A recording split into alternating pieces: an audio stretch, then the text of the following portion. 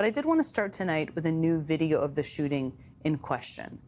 Because today a right-wing outlet was the first to obtain and publish that video, which MS Now has now acquired as well. It is yet another angle of Wednesday morning's shooting, and this time the video is from the perspective of a phone held by the shooter himself. And the right has quickly jumped on this new footage. I mean, they are all over it, claiming it somehow vindicates the ICE agent responsible for killing Renee Nicole Good earlier this week.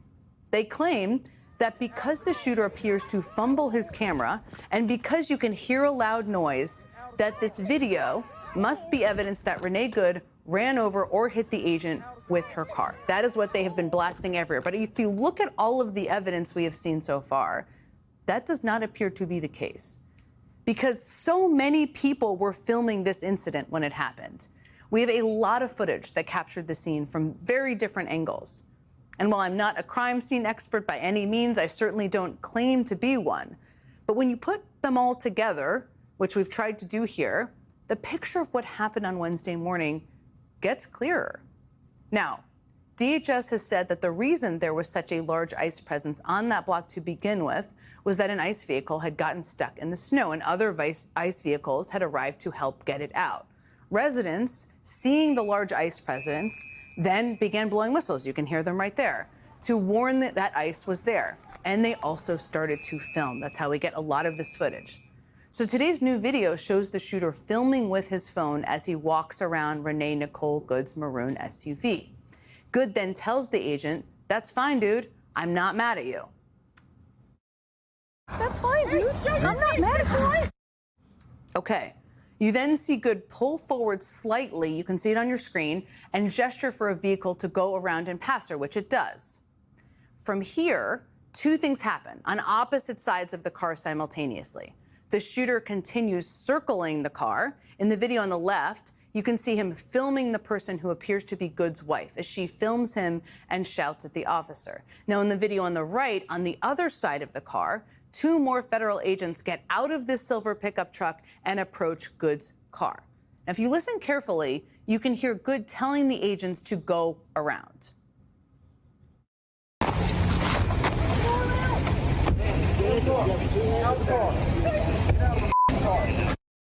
Okay, after Good tells the agents to go around, they then told her, you could just hear that, to get the F out of the car. Good then backs her car up, away from the agents, apparently to leave. And today's new video shows her hands turning the steering wheel, clearly pointing the car in the opposite direction as the agents before she proceeds to drive. Forward, of course. And at the same point in the wider video, you can see that her wheels are already turned away from the agents as she begins to move forward. Okay, so that brings us to the piece of this new video the right has absolutely latched onto. A moment of impact of some kind in which the shooter's camera becomes unstable and shaky. And this is what many on the right say is evidence that the car hit the officer. So let's look at that moment on its own.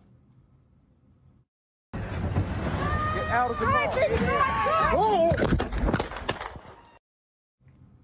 So the right has seized on those 5 seconds where you can't see much because the officer kind of fumbles his phone to say that the car must have hit the agent who shot Good. They are claiming that that video vindicates the agent for firing those shots.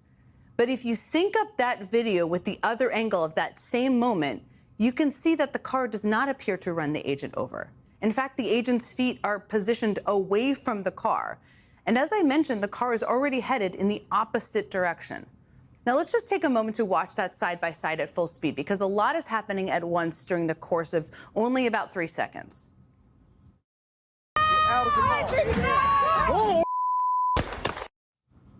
It happens very fast, 3 seconds, and it's obviously hard to catch everything that's going on.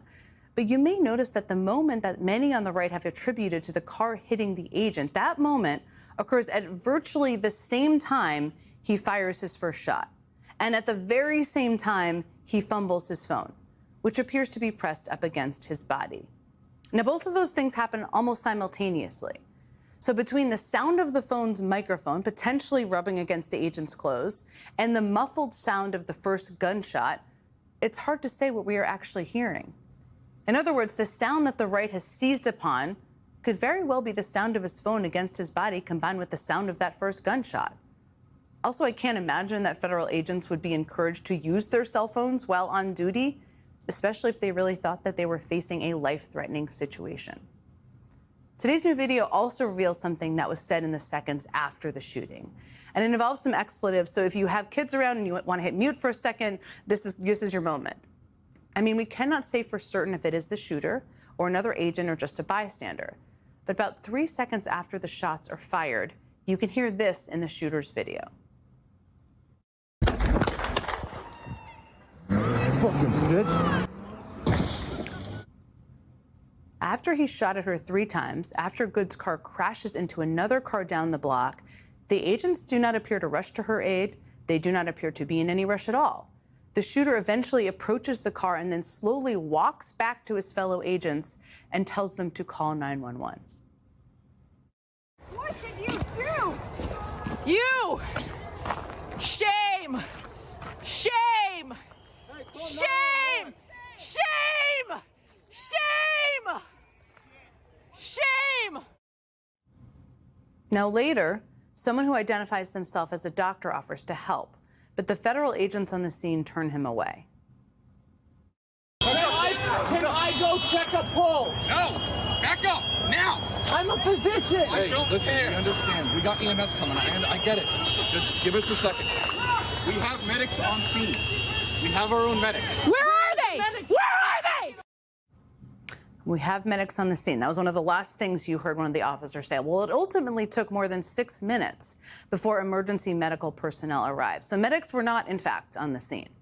Also, we at MS Now have not independently confirmed this, but the New York Times reports that several agents, including the shooter, then got in their vehicles and drove away, leaving an active crime scene, leaving a 37-year-old mother of 3 that one of their officers had shot 3 times. Renee Nicole Good told those officers, "I'm not mad at you." That's the woman the Trump administration called a domestic terrorist. That's the woman whose killing Vice President J.D. Vance called a tragedy of her own making. And all this new video does is make clear that those claims are just as disgusting and ridiculous as they were before we saw this new video. She said, "I'm not mad at you." And 25 seconds after she uttered those words, she was shot.